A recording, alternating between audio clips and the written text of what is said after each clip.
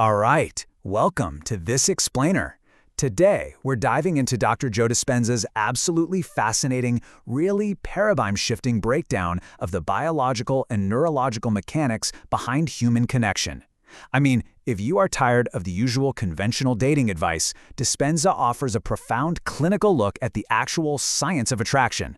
We're going to explore how our biology might literally dictate our reality. So let's kick things off with a bit of tough love. I want you to ask yourself, would you go out with you? It's a pretty jarring question, isn't it? But Dr. Dispenza asks this to reporters and students all the time, hitting on a fundamental truth. We just cannot attract what we aren't embodying ourselves.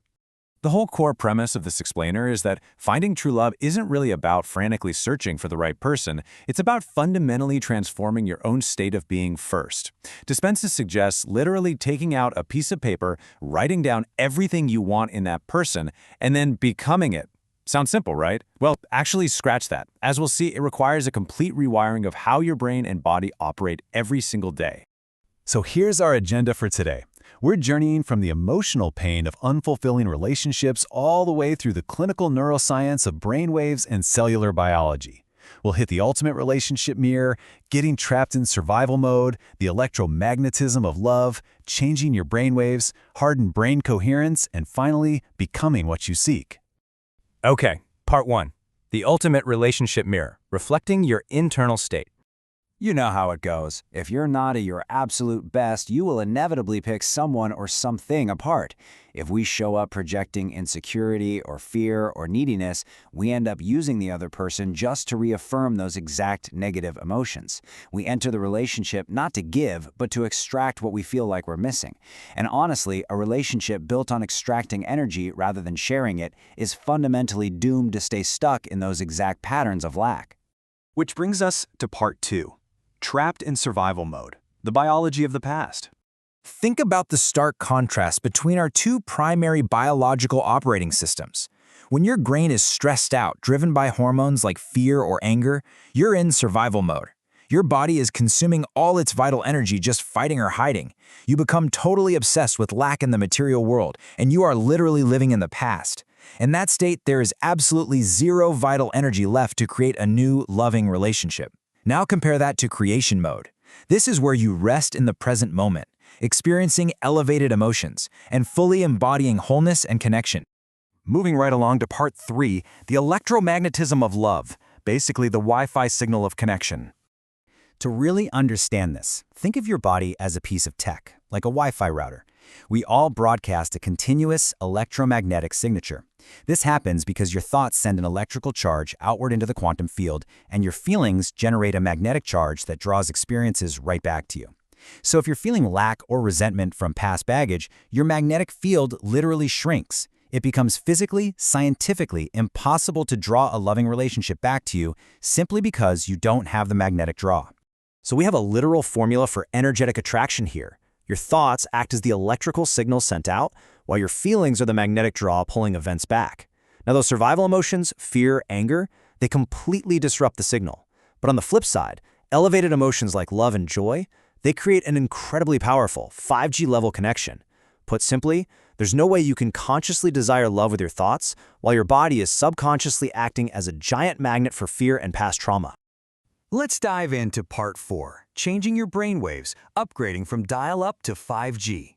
This is where the clinical side gets super interesting. There's an exact biological progression you have to undergo to transition from a stressed-out brain to a state of profound creation. In high beta, you're in a narrow, unbalanced emergency mode. To start healing, you must slow down into alpha to suppress that overly critical analytical mind. Dropping further into theta opens the door to your subconscious, making you highly suggestible and programmable to a new future. And then the ultimate goal is gamma, peak coherence, deep wholeness, and ecstatic arousal. That's where profound, elevated emotions actually take root in your biology. And that perfectly sets up part 5, heart and brain coherence, activating the ultimate magnet. 3 meters. That number is just staggering. When you enter a state of genuine gratitude and your heart begins to beat coherently, like a steady drumbeat, rather than a frantic stress response, it physically produces an external magnetic field that spans up to 3 meters wide. This isn't just some poetic metaphor, it's a measurable biological reality. Your heart becomes the literal magnet drawing your future relationship right to you. Because of this, Dispenza argues something really profound. Fear is not actually the opposite of love. Fear is simply the biological separation from it. When you create that coherence between your brain and your heart, you totally erase the illusion of separation. You step out of survival mode and naturally start releasing chemicals like oxytocin and nitric oxide. Those heal the body and make you feel entirely whole, completely independent of whatever is happening in your external environment. Finally, Part 6, Becoming What You Seek, the daily formula for wholeness. So, what's the game plan? How do we actively rewire our brains for a loving relationship every single day? Well, the daily practice goes like this. Step 1. Disconnect entirely from your environment and the past, usually through meditation. Step 2. Suppress the analytical mind so you can enter those slower alpha or theta states we just talked about. Step 3. Emotionally rehearse your future. And Step 4. This is absolutely crucial. Teach your body to feel love before the experience physically manifests. You see, we can't just sit around waiting for the perfect relationship to arrive so we can finally feel love. We have to completely reverse the dynamic and become the love we want to attract. And why does this matter? Well, because the universe really only gives us what we believe we are absolutely worthy of receiving.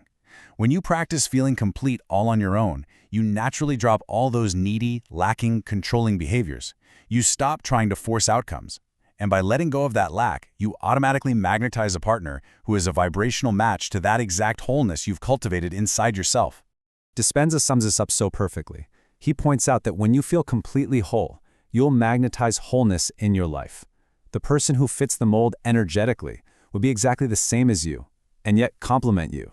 True love is an internal state that just overflows into your environment. It is not some external rescue boat meant to save you from your own unhappiness.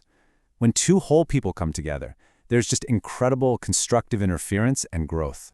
So I want to leave you with this provocative thought to challenge how you approach your own electromagnetic signature tomorrow morning. Are you ready to stop searching for the perfect partner and finally do the actual biological work to become them? By understanding the science of your brainwaves, your heart's magnetic field, and the emotions you're broadcasting, you hold the absolute power to rewire your future. Thank you so much for joining me on this explainer, and I really encourage you to start looking inward today.